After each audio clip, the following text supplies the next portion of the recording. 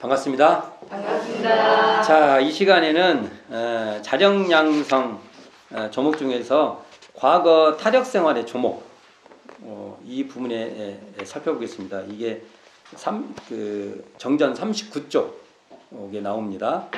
과거 타력생활의 조목. 지난 시간에 자력양성 강령을 했죠. 이제 이 자력양성이 이제 안 되는 면을 1차적으로 과거 타력생활의 조목을 대전사님께서 밝혀주시는 겁니다.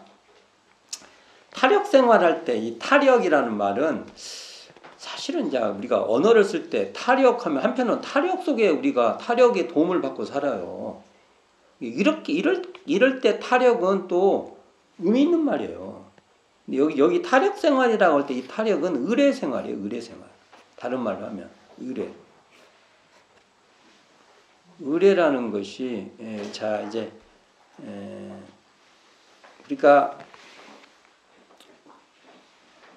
그 과거 타력 생활의 조목을 대전사님께서 이렇게 보여주시고요. 이것을 거울 삼아서 이제 의례 생활 하지 말고 자력 생활 해라.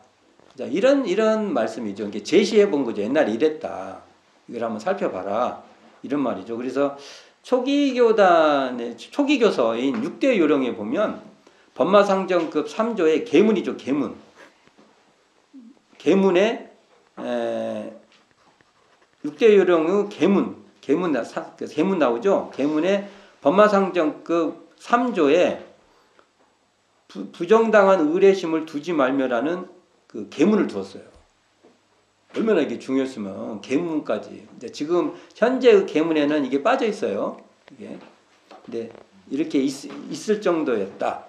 이렇게 한번 살펴볼 수 있고요. 그러니까 계문으로 이 그 의례 생활을 단속했던 겁니다.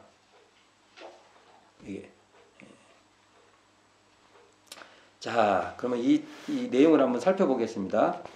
과거 타력 생활의 조목 첫 번째 이게 두 단락으로 나눌 수 있어요. 이것도요. 이게 첫 단락과 둘째 단락인데 그 첫 단락에는 그 과거의 의례 생활의 한 1단락이 나오고요. 두 번째 단락은 남녀 권리 차별의 그 내용이 나와요. 3종기도 얘기가 나와요. 그래서 일단 첫 단락 한번 같이 봉독해 보도록 하겠습니다. 39쪽에 나오는 부분입니다. 자, 부모, 형제, 부부, 자녀, 친척 중에 혹 자기 이상의 생활을 하는 사람이 있으면 그에 의지하여 놀고 살자는 것이며 또는 의뢰를 구하여도 들어주지 아니하면 동거하자는 것이며 또는 타인에게 빚을 지고 갚지 아니하면 일주일 전부 그 빚을 갚다가 서로 못 살게 되었으며. 아까 이제 이런 내용은 다 대종사님이 1891년생이에요. 대종사님께서. 그러면 이게 조선 후기 그 대종사님께서 이렇게 느낄 수 있는 그 과거겠죠. 그러면 조선 후기의 어떤 그게 이제 뭐 직접 겪지 않아도 쭉 전해져 오겠죠. 이렇게 뭔가 그런 그 흐름들이 아마 이제 그것에 대한 간파할 거예요. 사회 현상에 대한 그 정리겠죠. 아, 이런 면이 있었다. 그래서 이건 뭐 예를 들면 과거라고 해도 이게 막 과거 얼마나 많아요. 우리 역사에도 보면 근데 보통은 당신의 삶에서 가장 그 많이 느낄 수 있는 앞부분이라고 봐야 돼요. 그렇다면 조선 후기 이 정도 또는 조선 후기 정도로 이제 보는 게 타당하겠습니다. 이게 이때의 한 생활 풍토가 이랬다는 거죠. 근데 이제 이런 대목을 읽을 때 우리는 이것을 과거가 그렇다네 하고 읽는 것은 별 의미가 없어요. 이것을 가지고 이걸 거울 삼아서 지금을 봐야 돼요. 지금을 보라고 이 내용을 한 거지. 과거 이거 파악해서 뭐 무슨 의미가 있겠어요. 과거의 이런 삶을 보고 지금으로 다시 봐야 돼요. 이럴 때 보면 지금으로 보면 지금도 이런 문제가 볼 수 있어요. 왜냐하면 요즘도 성인이 돼도요, 부모로부터 경제적으로 독립할 수가 없어요. 이 내용하고 크게 다르지 않아요. 크게 다르지 않습니다. 또 이러한 또 사회 구조. 하여간 경제적으로 독립이 안 돼요. 뭐 가계부채, 개인부채 이게 막 늘어나요. 하여간 그 빚지는 사람들이 너무 많아.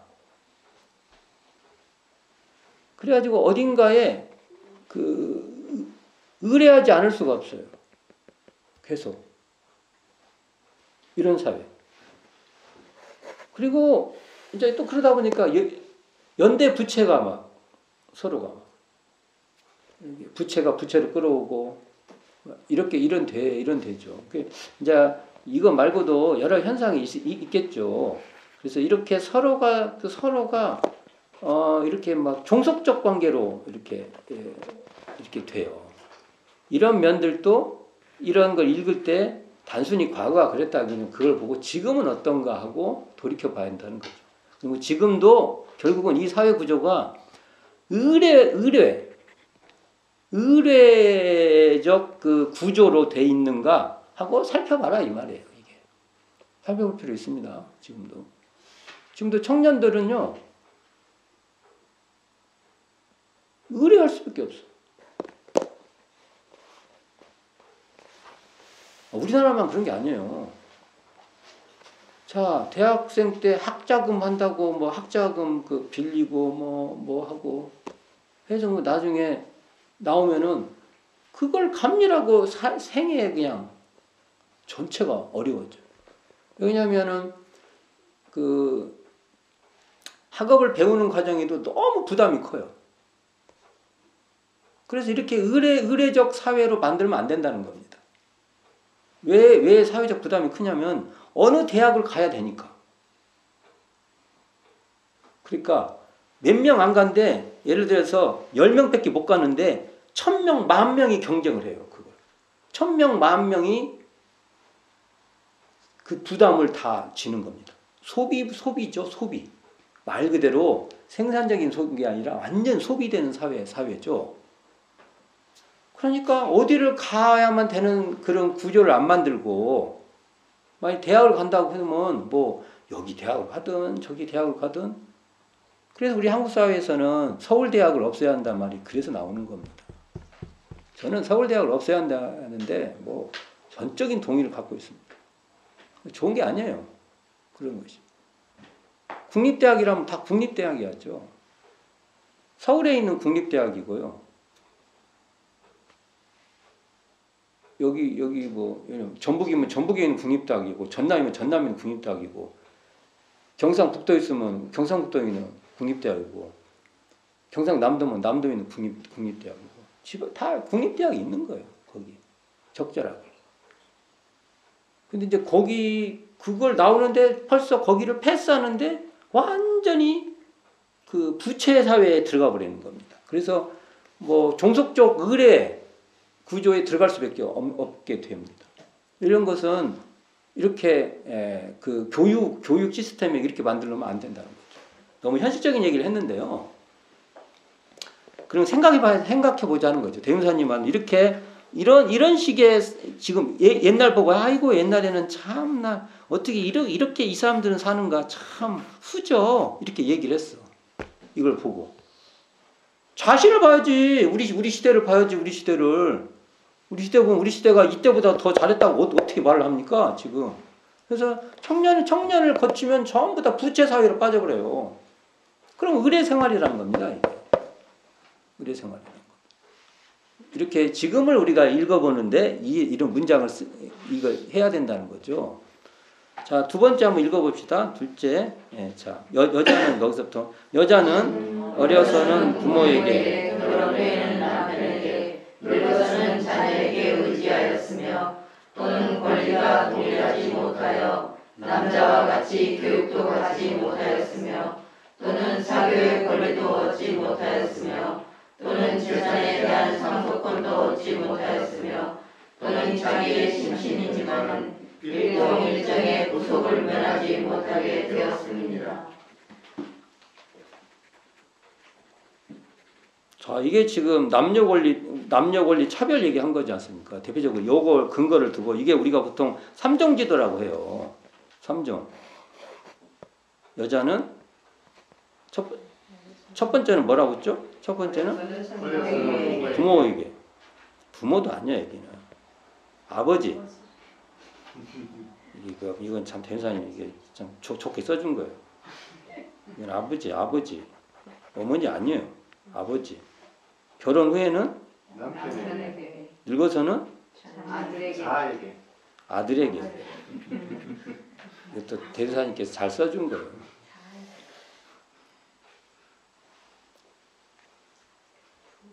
이게 참말 이게 우리가 그랬다는 거예요. 한때. 지금 안 그런가요? 지금은 그 정도는 아니다 이제 보시죠. 이제 뒤에 봅시다. 여기까지는 그렇다 칩시다.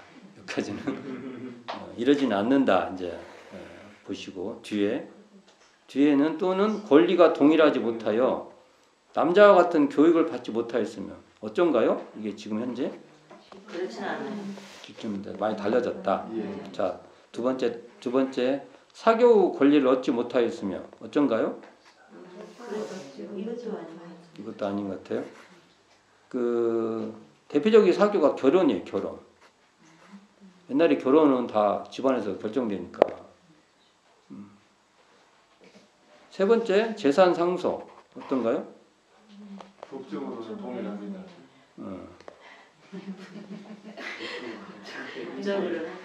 자, 네 번째 자신의 심신이지만은 일동일정의 구속을 면하지 못했으며 이건 어때요? 이만큼은 아닙니다. 그렇죠. 지금 자유로운 시대다.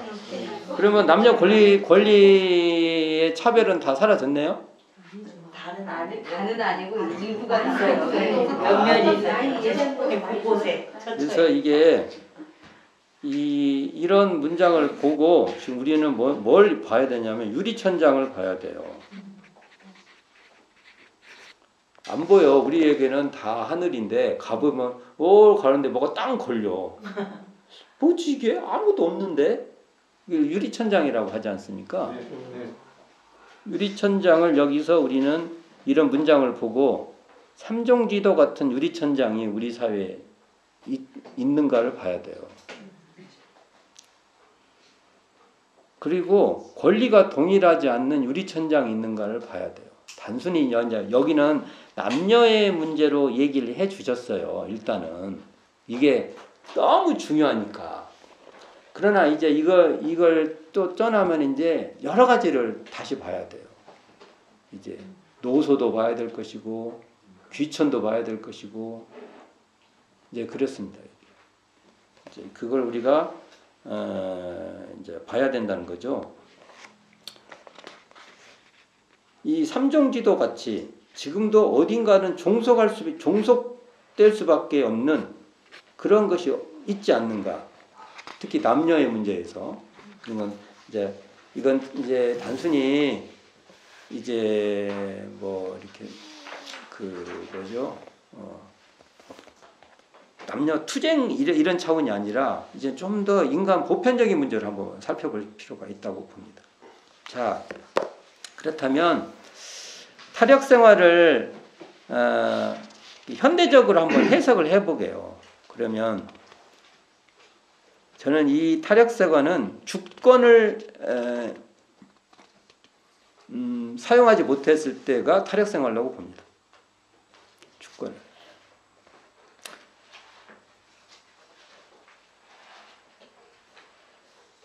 그러니까 또 이것을 현실적인 문제로 한번 봅시다. 현실적인 문제로. 자, 지금부터 이제 현실적인 문제를 봅시다. 우리가 타력 생활이라고 할 때 여기 과거의 타력 생활을 했을 때 이 과거를 그대로 거울 삼아서 지금을 한번 보자는 거예요. 지금 과거를 우리가 열심히 보자는 것은 과거에 그것을 영화 관람하듯이 보려는 게 아니라 그것을 거울 삼아서 지금 보자는 거니까. 그러면 이 과거의 타력 생활에서 우리가 느낄 수 있는 것은 이 자기 주도권이 없어요. 그렇잖아요. 이게 여기 보면은 다 누가 해, 누가 이렇게 결정에 돼 있어요. 결정돼 있어요. 그러면 이게 지금으로 보면 뭐냐면 우리는 내 삶의 권리가 타인에게 있는 삶이 우리에게 얼마나 있냐 이걸 볼 필요가 있습니다. 자, 이것이 뭐 굉장히 어려운 말 같은데 한번 지금부터 이제 얘기해 봅시다. 상대가 바라는 모습으로 우리가 살아야 돼요. 뭐가 있어요? 아이들. 여기 다 부모들이잖아요. 자기들 자식들 다 그렇게 키웠잖아요. 부모가 원하는 대로 키우잖아요. 애들 입장에서는요, 뭐예요? 삼종지도예요.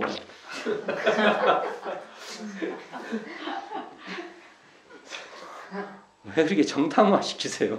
그걸 다 니들 잘 되라고 내가 지금 한다. 하지만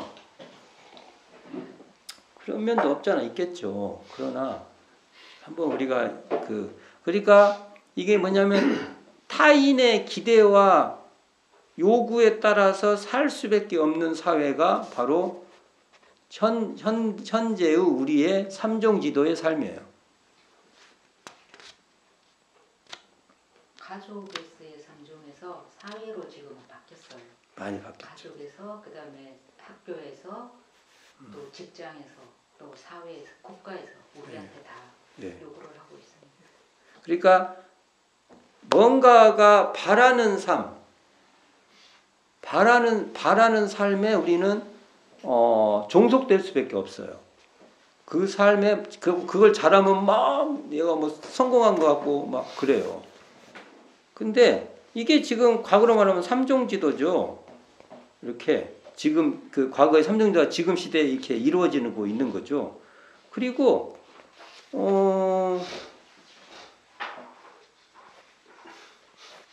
이렇게 뭐랄까 구속이 자기의 삶인데 자기가 바라는 삶이 아니에요. 뭔가가 있는 그 삶대로 살아가는 것 같이 돼요. 그러니까 구속이 지금은 딱 어디가 구속이 있어요. 옛날에는. 근데 지금은 구속이 어딘지 있는지 모르는데 우리가 구속 속에 살아요. 이게 이제 우리가 정신을 자력으로 내가 살아야겠다는 나의 주권으로 살아야겠다는 삶이 안 되면 계속 끌려다니는 겁니다. 끌려다니게 돼 있습니다. 그래서 여기서 타인이라고 할 때는 특히 아까 말씀하신 것 같이 제도적 타인이 더 커요. 어떤 그 타인이 원하는 삶을 살지 자기가 좋아하는 삶은 우리가 못 살아요. 이게 저는 의례생활이라고 봅니다.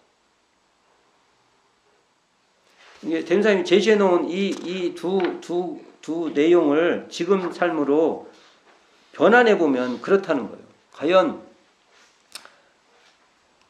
계속 우리는 무언가가 원하는 그 want, 바라는 그걸 살지 내가 진적으로 그게 힘들든 어렵든 뭐 해보면서 아니야 또 이렇게 해서 그거 자기 삶을 추구해 가는 거죠. 그게 원트에 상대적으로 like 해갖고 자기가 좋아하는 자기가 해보려는 그런 삶을 가지는 사회 구조가 현재 되어 가려고 하는가를 바라봤을 때는 그렇지 않다는 겁니다. 어찌 보면 그 종속적인 의례 사회로 더 우리가 아주 뭐랄까 세련돼 가지고 어디가 뭐가 있는지를 몰라요. 근데 그 구조 속에 우리가 갇혀서 뭔가의 힘에 의해서 그냥 여기 마치 삼종지도 같이 또 내가 결정적으로 내가 원하는 대로 한 것 같지만 그 사회 구조의 어떤 힘에서 벗어나지 못해요. 교육도 내가 바라는 게 아니라 원하는 교육을 해서 우리가 길러지고 있고, 사교도 그렇죠. 어떤 프로그램 된 것 같은 느낌. 뭐 이런 거 뭐 그래서 하여간 일동일정에 구속이 없는 것 같지만 구속이 있을 수 있다. 이제 이렇게 뭐 이런 얘기면 너무한 거 아니야? 이제 하지만 생각해보면 너무한 거 아닙니다. 우리가 주인공으로 사는 게, 삶의 주인공으로 사는 게 아니라 삶의 객으로 살고 있는 것이 여기 과거 타력상의 조목에서 우리가 읽어낼 수 있는 것이라는 거죠. 자, 또 사실은 왜 그러면 우리가 이 타력생활 해서는 안 되냐? 그것이 그렇게 대행사님께서 타력생활 하지 말라냐? 이것은 자력생활이 바로 진정으로 자기를 사랑하는 방법이니까. 이게 왜 그러냐면요, 의뢰는요 신세지는 겁니다. 기생하는 거예요. 기생. 신세지고 기생하는 거예요. 그리고 이렇게 되면 결국은 뭐냐면 우리 삶이 무력해져요. 무력한 삶이에요. 또는 해독을 끼치는 삶이 됩니다. 이게 배은한 삶이 된다는 거죠. 근데 우리가 자력 생활을 자기 주권으로 살 때 어찌 보면 그게 우리가 보은한 삶입니다. 자기 주권으로 살 때. 그럴 때 우리는 자유를 누리고 살 수 있다. 여기서 자유라는 것은 편안하고 고통이 없다는 게 아니에요. 이 자유라는 건요, 고통이 달라요. 자기가 자빠져 갖고 아파서 또 일어나 보고 하면서 그 고통 속에서 자유를 느끼는 거예요. 이런 것도 우리가 이게 막 자유 뭐 하면은 뭐 거기에 고락이 없는 줄 알아. 겁나게 고락을 헤매겠지. 그게 힘들어 보고 그 속에서 더 자기 가치를 찾아갈 수 있게끔 해야 된다는 거죠. 이게 자령양생 그런 내용이 저는 있다고 보고요. 의례의 양 두 측면이 있어요. 의례 생활이라고 할 때 그게 뭐냐면 하나가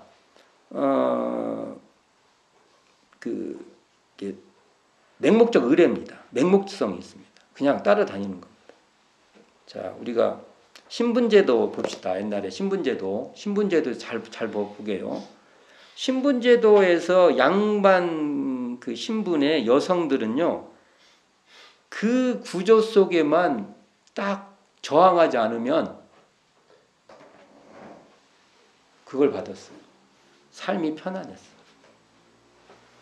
이 말은 뭐냐면요, 길들이는 거예요. 너 그거 해. 이렇게 된 거예요. 우리 생각에 그러면 신분 속에서 양반 여성들은 편히 살았고, 하지만 이걸 좀 더 넓게 보면은, 여기서 내가 맹목적 의례라고 했지만 좀 바꾸면 거기에 그 따를 수밖에 없는 그 의례가 되면요, 이분들도 거의 다가 어떤 사람이냐면 구성을 자기가 하는 게 아니라 구성이 된 삶을 산 거예요. 이걸 보고 의례 생활이라 할 수 있어요. 이게 과거에 일부 몇 사람만 주권이 있고, 실질적으로 거의 특히 여성들은 뭐 양반층이 됐든 뭐가층이 됐든 내용상으로 보면 다 구성된 삶을 산 거예요. 프로그램 된 삶. 근데 이것을 대종사님은 구성하는 삶으로 전환시킨 거죠. 그러니까 이게 사상적 얘기로 막 들어가 버리네. 얘기가. 근데 이거 생각해 보시라고요. 단순히 이런 얘기 보고 그냥 가볍게 넘기지 마시고. 그러면 구성하는 삶을 살기 위한 삶은 굉장히 힘든 겁니다. 근데 대운사님은 그 삶이 옳다고. 제가 이런 삶을 보면 제가 역사를 볼 때요, 달리 봐요. 제가 대운사님 이런 말씀에 어느 날 훅 들어왔어요, 제가. 그러면 제가 역사를 보는 눈이 틀려요. 그 당대에 남성, 그 조선시대에도 허난설화와 같은 사람들은 나에게는 이제 위대한 사람인 거예요. 왜냐하면 자기 삶을 살려고 그래도 몸부림을 쳐본 사람이에요. 저는 그런 사람 보고 이제 저는 역사에서 위대하게 보는 겁니다. 그게 맞죠. 대흥사님 말씀으로 보면. 그냥 남들이 써준 역사로 안 봐요, 저는 이제. 이런, 이 자력양성으로 보면, 아, 이런 분들은 그래도 자기 삶을 구성하려고 설사 누가 뭐라고 하든 그랬구나. 그러면 나는 어떻게 살아야지? 어느 정도 그래도 뭐라도 좀 해보면서 살아야 되겠네. 이런 생각을 좀 갖죠. 자, 스승과 제자도 어떤 사이일까요?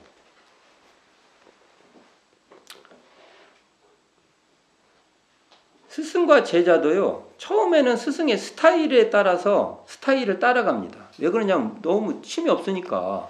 스승은 어떤 사람이냐?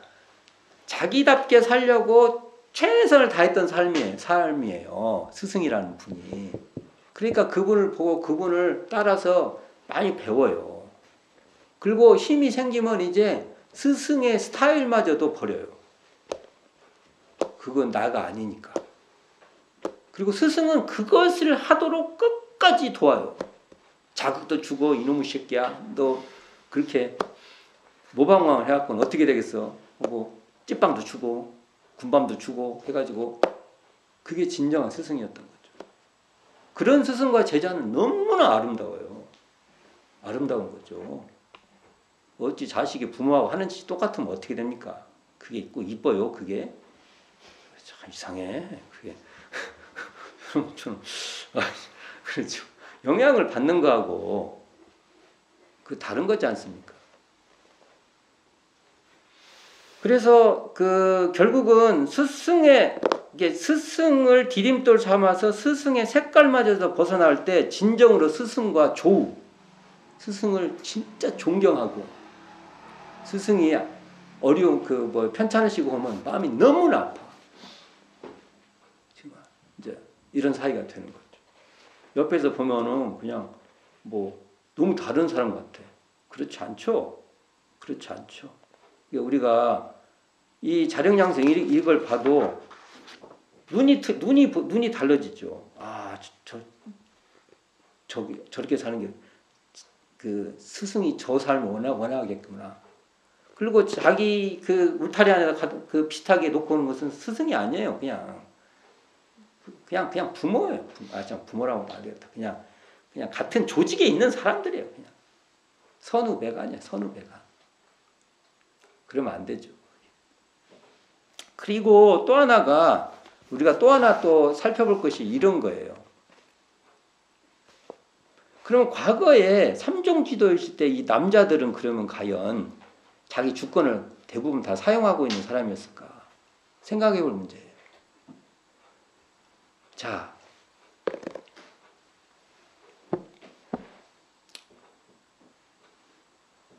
헤겔은 주인과 노예의 변증법이 있어요. 주인과 노예의 변증법. 주인이 되기 위해서는 무엇에도 의존해서는 안 돼요. 근데 노예에 의존을 하면은 내가 노예가 돼버려요. 노예가 세수물 대령해주고 어디 가려면 말 딱 꺾어서 또 받쳐서 노예 등짝에 올라가. 그러면 자기 삶의 주체가 안 돼. 딜레마에 빠진 거예요. 그래서 변증법이 딜레마에 빠진 거예요. 그럼 어떻게 돼요? 진정이 주인이 되려면 노예를 해방시켜요. 노예가 주인이 돼야 돼. 그러긴 싫잖아요, 또. 맞죠?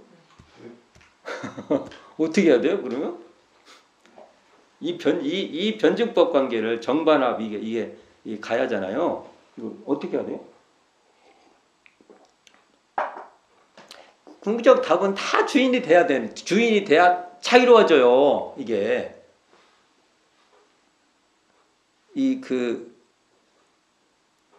노예 종들이 다 주인이 돼야, 모두 주인이 돼야 이게 자유롭게 된다는 겁니다. 자, 이렇게 보면 여기 보면은 아까 뭐 의례생활 첫 달라 의례생활 나왔고 두 번째 삼정기도 나왔고 세 번째는 뭐 그 구속이 면하지 못했다.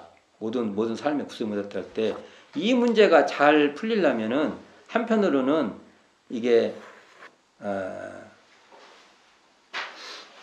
그 타인을 종으로 부리는 순간 그 자신도 의존하는 삶에 빠져버리니까 타인을 주역으로 대할 때 나도 주역이 된다는 겁니다.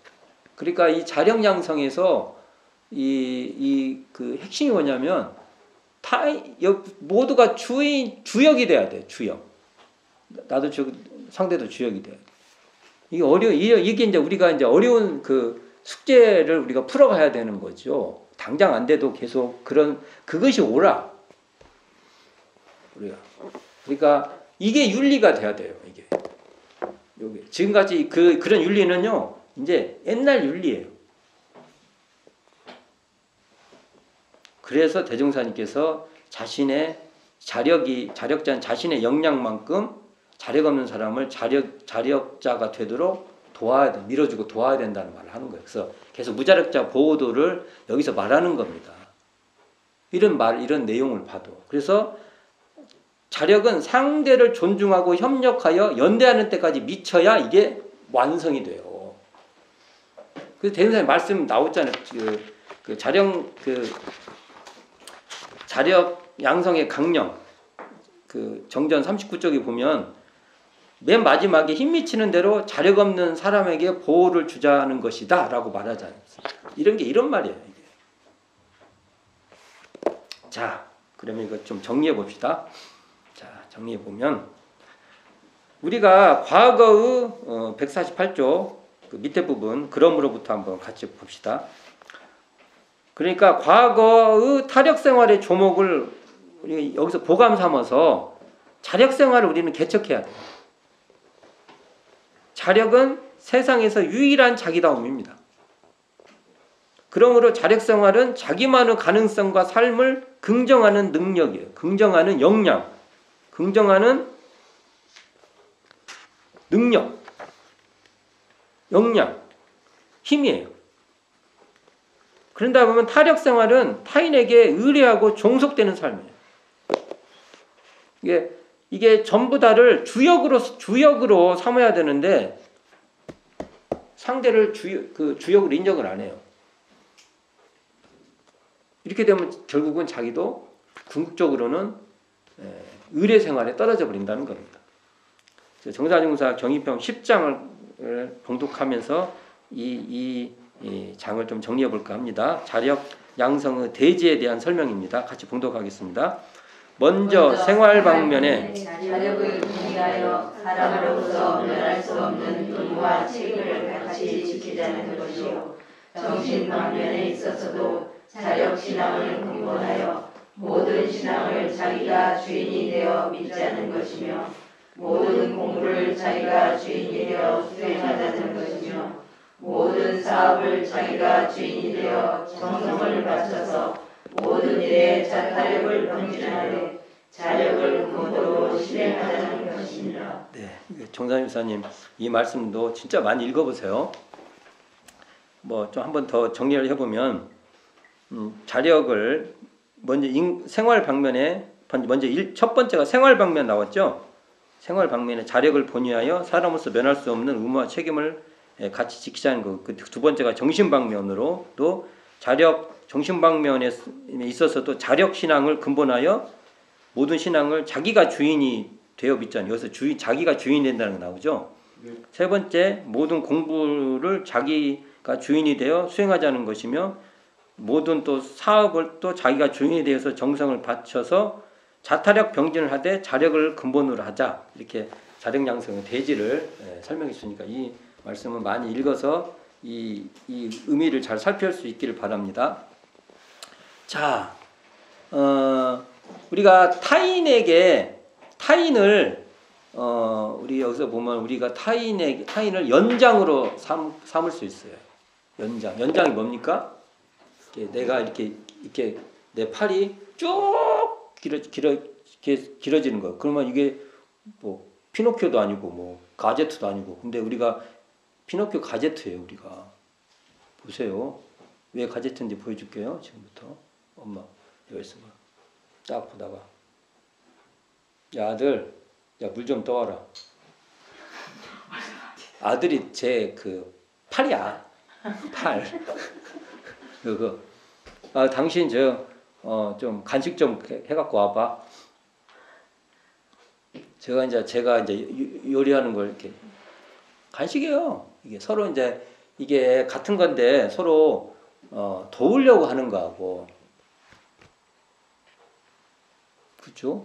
아까 같은 경우는 뭐 자기가 해야지. 자기가 가서 물 먹고 부탁을 정중히 해서 어떤 상황이 그러지 못할 상황이에요. 근데 우리 삶에서 타인에게 기생해요. 이게 의례생활입니다.